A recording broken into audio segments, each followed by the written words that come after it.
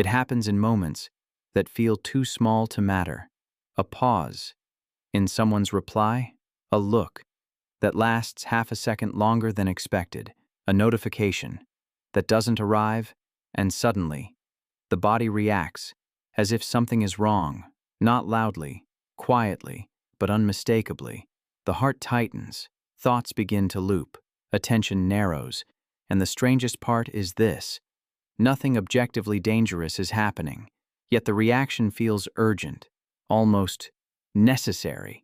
This is where most people assume something is broken, that the mind is too sensitive, too emotional, too reactive. But here's what's rarely noticed. The brain isn't reacting to the present moment, it's reacting to a prediction.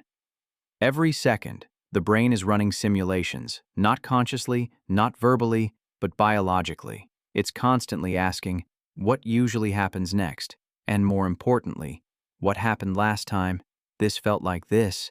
That's why a harmless email subject can trigger unease, why silence in a conversation feels heavier than words, why calm situations sometimes produce the strongest inner noise.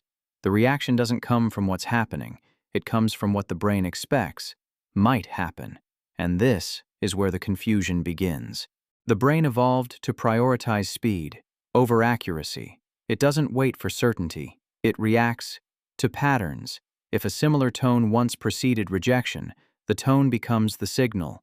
If a similar silence once preceded loss, the silence becomes the threat. If a similar expression once preceded criticism, the expression becomes the warning. The brain doesn't separate then from now. It separates safe from potentially unsafe, and potential is enough.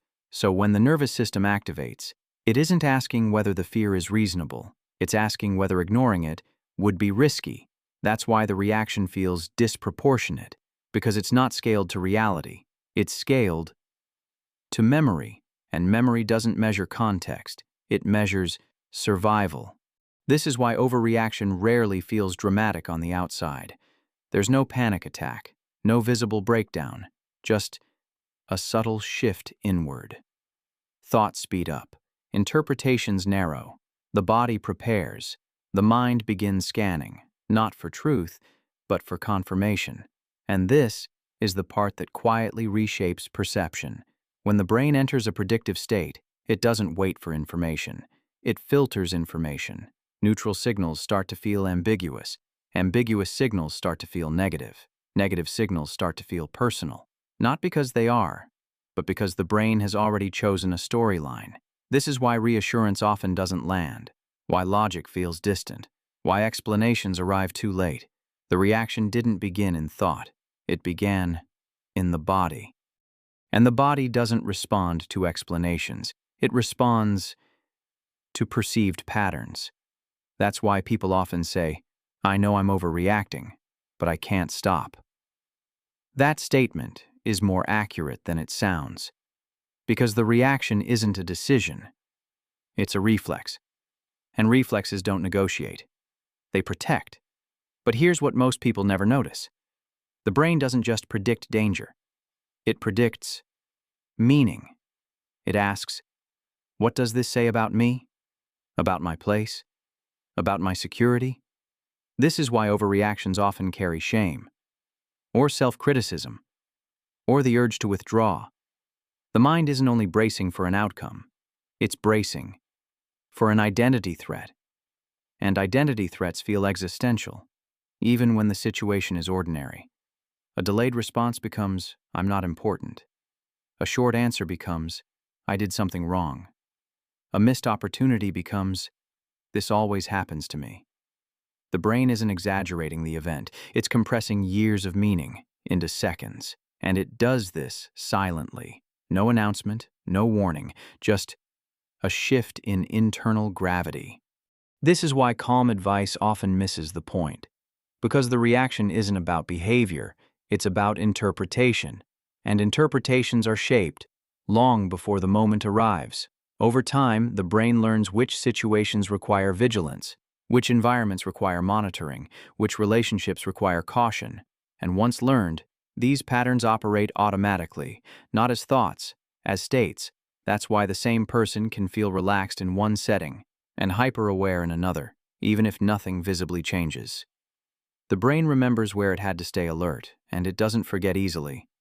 As the reaction unfolds, there's often a strange sense of urgency, paired with confusion, a feeling that something is off, without knowing exactly what.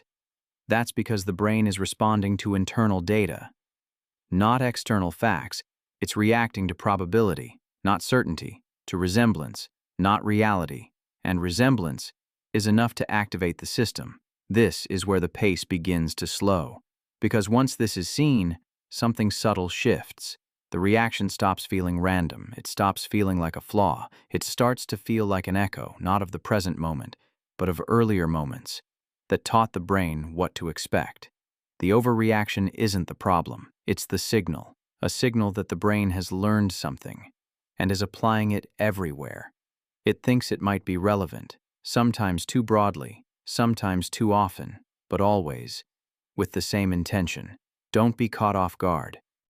And this is the quiet realization that changes how the reaction is understood. The brain isn't trying to ruin calm moments. It's trying to prevent a repeat, even when the repeat is unlikely, even when the context is different, even when the person has changed. The nervous system updates slowly because safety is something it learns carefully. So when the reaction appears, subtle, intense, or confusing, it isn't evidence of weakness. It's evidence of learning that once kept the system intact. And that's the part most people never hear. The brain overreacts, not because it's malfunctioning, but because it remembers. And once that's understood, the reaction stops feeling like an enemy. It becomes a message from an older layer of the mind, one that still believes it's protecting something important. And somehow, that explains a lot.